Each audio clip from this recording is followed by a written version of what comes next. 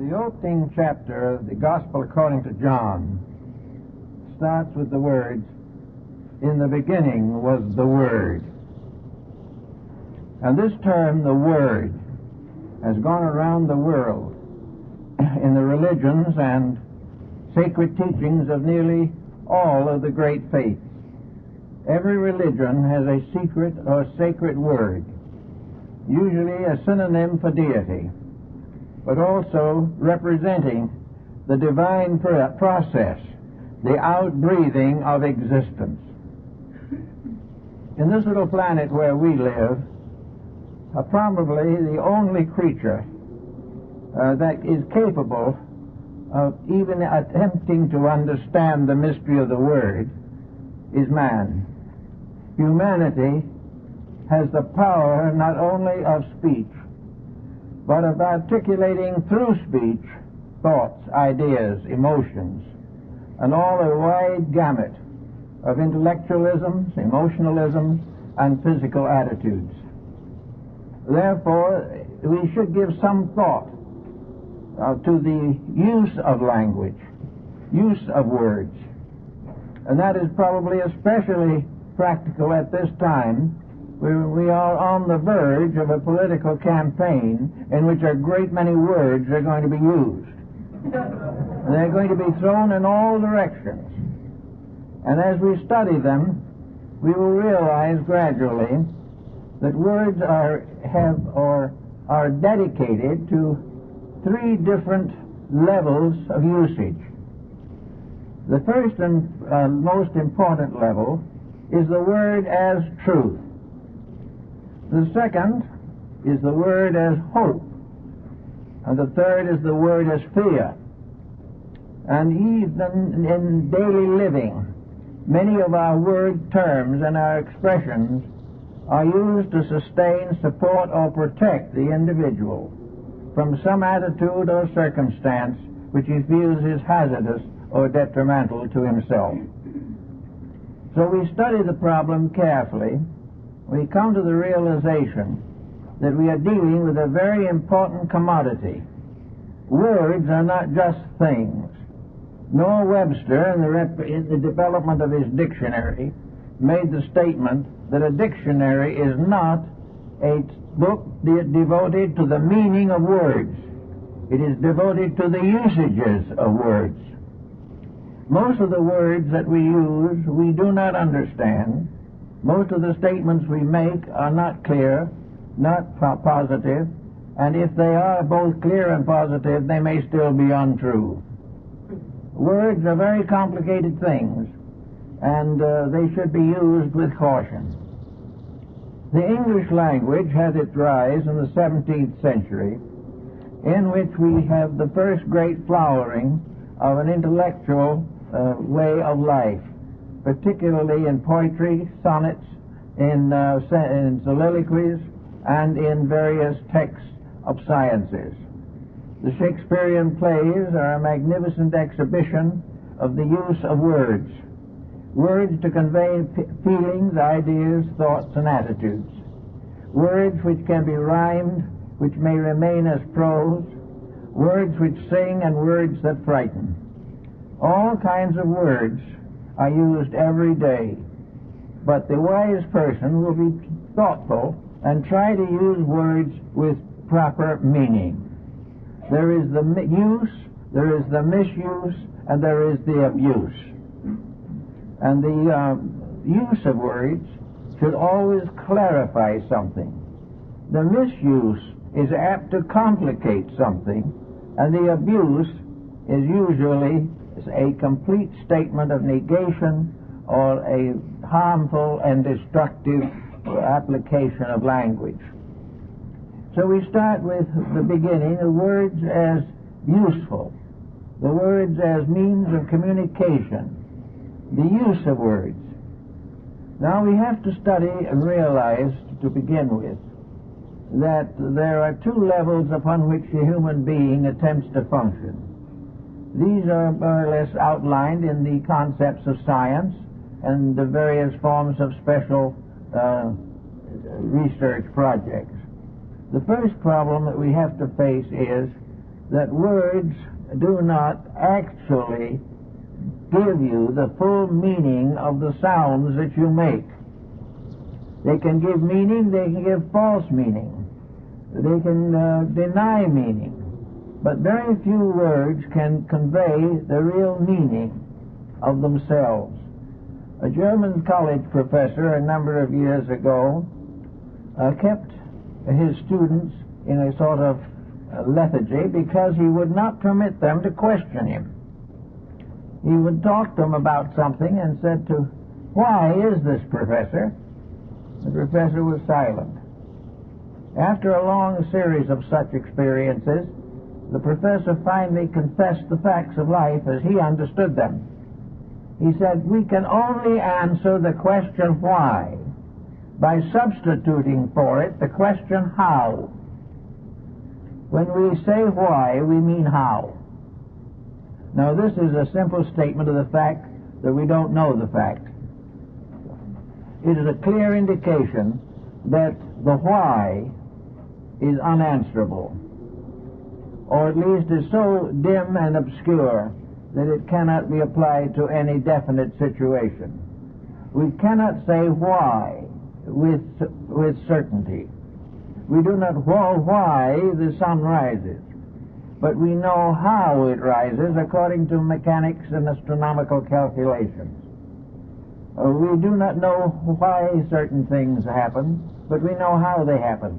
We do not know why man was created, but we know how he was created to a degree, so that the use of the word why has been almost abandoned in higher intellectualism because of the simple fact that the individual ultimately has to face his own ignorance. And to answer the question that is asked by why would require a knowledge beyond that possessed by the average human being. So we are confronted with the fact that we must deal with secondary facts. Primary fact remains elusive and beyond our comprehension. So we actually are constantly using language with certain defeatism inevitable. In order to speak a language correctly, we have to do what some of our earlier ancestors did, and that is make a life discipline out of language. In other words, if you use words, then you must consider them part of a science that must be conquered by itself.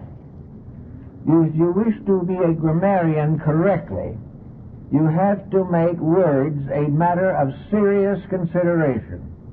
You cannot just open your mouth and let anything come out that it feels like appearing at the moment. It has to be disciplined. To make words consistent or meaningful, they must be disciplined.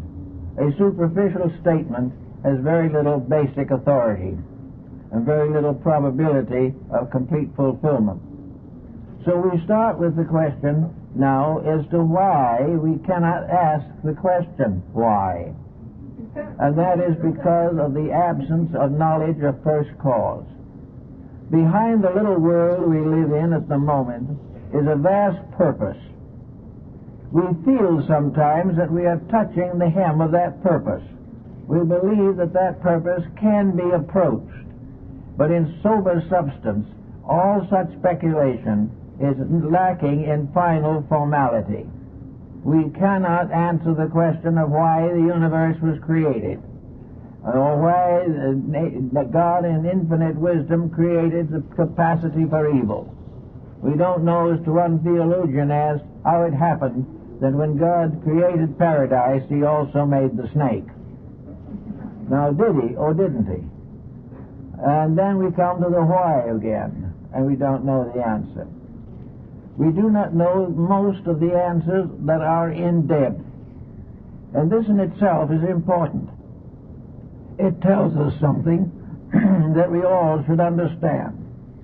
We should realize that the use of knowledge is largely to discover the cause and source of things.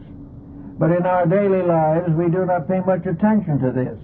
We are content to drift along on the surface, allowing the moods of the moment to control the use of words. This is not the way it should be. At school, for instance, we learn to liken words to objects. But even when we apply the word to the object, we have lost something. We have lost inner meaning.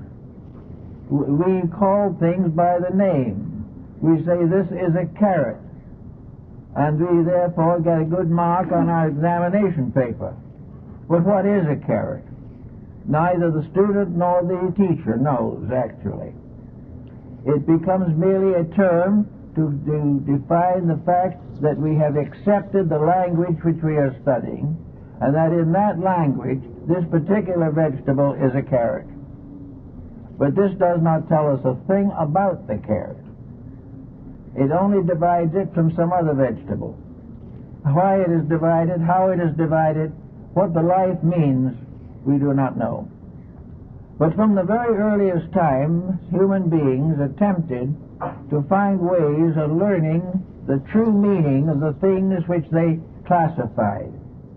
And in the old hieroglyphic languages, they aided themselves by making pictures of the object. Pictures would be carved in stone, or pressed into clay, or written on paper or parchment. They made likenesses of the thing they were trying to discover or decide. And in this way they had a little more dimension than we get from words, because we then add picture or likeness, and this becomes a very valuable factor. But all the way along, particularly in the modern world, words have to be carefully considered and weighed. They can be the cause of war. They can result in riots. They can bring down the stock exchange in a bad catastrophe. They can do all kinds of things to us that we do not appreciate or understand. And just as we are not permitted by law to injure other persons physically, we must sometimes realize that we can more profoundly influence and injure them verbally. Words are powerful things. The ancients had the magic of words. They used mantras, spells, incantations, by means of which they could produce various magical effects. Words in prayer are viewed by most religions as a means of invoking the presence of deity or placing the mind in a mood of receptivity to truth. Words have always been very powerful things. They were powerful before they could be written. And in the writing down of words, we again produced certain misstatements which we have had very great difficulty in trying to correct. But for all intents and purposes, at the moment at least, we are working with a verbalization that can change the course of history. Every single word that we use can be of profound influence upon our future, or bring back material from the past which were best forgotten. To use words, then, you must use them correctly. Up to about 100 years ago, in the public school system of most civilized countries, language was a very basic subject. We did not simply grow up and become able to speak languages because of environment and circumstance.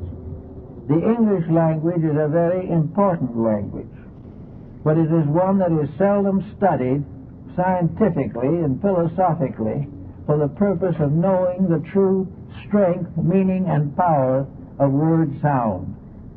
The Oriental peoples have realized that every letter of the alphabet and all combinations of letters are magical patterns, magical forms. They even go further than this. In Indian philosophy, each letter of the alphabet is a living deity. And out of the combinations of these deities, sounds are produced. The vocal cords are a kind of vina, by means of which the individual can make a melody of his thoughts, emotions, attitudes, and beliefs. But words are alive. They are powerful. The esotericists of Europe, such as the Rosicrucians and those schools, held that words were so powerful that once spoken they never die. That a word goes on as a rate of vibration forever. and that from the lyrics must ultimately be born a new form of generation, by which propagation will be by the spoken word. This is found in the writings of the old alchemists and others, who realized that the vocal cords were the positive pole of the generative system, and that the vocal cords would actually come in due time to be the source of all eternal life. That all lives that have a continuance, either in time or space, are produced by vibration, and vibration is man's instrument of creation. We don't realize this now, and probably won't for a long time, but the fact remains that if we say a word, that this is a sound that is a part of life. It becomes an eternal part, just as much as a germ or a cell or any other minute unit of life goes on, even though its echo dies out. So we know that if we say a word that is destructive, that it adds to the burden of the world's misery. All these different things, like different types of human error, accumulate. We find that temper builds up. We find that all kinds of moods and attitudes become deeper and more powerful, until finally, who knows, the answer is a whirlwind or a tornado. But all destructive vibrations do continue long after we do not hear them or see the consequences anymore. Everything that is negative destroys part of the harmony of life. And as long as the human being is devoted to anger, hate, fear, jealousy, he will also have to pay for these moods in sickness and misery. Therefore, in using words, we should be very careful to use only the ones, and you use them properly, that will most likely produce concord, harmony, amity, and relationship. In this particular case, I think in the words we can say that use of a word is to convey meaning as far as is possible. The word is used to say something that is, to us at least, true. It might not be true to another person, but if it comes from the true course of our own integrity, then the word is properly used. In conversation, there is no need to constantly consider these techniques, but there is an over problem which is usually solved by outside circumstances. By religion, for example, the individual is induced not to use destructive words. He is not permitted in his religion to nurse hatreds, nurse jealousies, or think or speak ill of other people. This being true, the words themselves are tempered and become less powerful for a destructive end. Also, the use of good words accumulates. The kind word never dies. The gentle word never dies. The creative, the helpful, the hopeful words, these live on. They go not only to the person to whom they address them, but they are rates of vibration. A word is something that man can create, but which does not die after it is once created. Therefore, words, like thoughts and emotions, are immortal. They go on long after what we have suspected they stood for. And the word in itself, passing into another life, another person's life, and influences the life of that person, changes a habit, corrects a mistake, strengthens a hope, and therefore continues to be an immortal factor, not only to the person but to the generations which follow after. Also, therefore, the misuse of words is a very serious mistake. Now, a misuse can come from ignorance, which the individual cannot help, because he is not well enough informed. But on the other hand, if he is ignorant, and he uses the wrong words, and gets himself into difficulties, this should be an inducement to overcome or change the basic nature of the individual himself. Usually, negatively used words in good-natured people represents a type of ignorance. It represents the fact that the individual does not think carefully or does not actually know the correct approach to a verbalization of something that they hold as important. But it is definitely part of life that any individual who can speak, anyone who can use words, must be able to understand words and must recognize basic meanings and use these basic meanings whenever possible. Not long ago, a couple of professors got together to have a very hot and contested argument between two schools of philosophy. And instead of starting out browbeating each other, each one said to the other, before we start this discussion, what is going to be the keynote? What is going to be the basis of our discussion? Are we going to follow Immanuel Kant primarily, or are we going to follow Leibniz? Or what type of philosophy is to provide us with the terms we are both going to use? If one speaks as Kant and the other speaks as Leibniz, the argument is inevitable and the consequences are uncertain. Someone will not understand and the other one will probably misunderstand. So first decide the words you're going to use before you start using them. Do not speak in a way that the person you address cannot hope to understand your meaning, or has a meaning so different from yours that the facts cannot be disseminated. Try to find a common ground of language. The common ground of language, as the Pythagoreans noted, is the simplest possible approach. All affectation in words leads to obscuration. The more difficult the words, the more learned they sound, the less they impart in terms of value. Pythagoras suggested definitely that the best way to correct the difficulties of language was to keep quiet. And he advised this so firmly that he practiced 5 years of silence himself and required the same action on the part of his disciples. If an individual doesn't speak at all for 5 years, he's going to make a series of discoveries.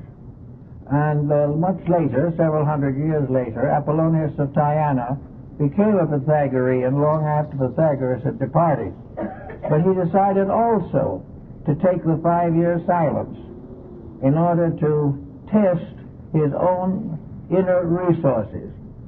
He also found out, as they do in India, that silence is an answer in many ways. First of all, the individual does not make a very serious mistake by not passing judgment.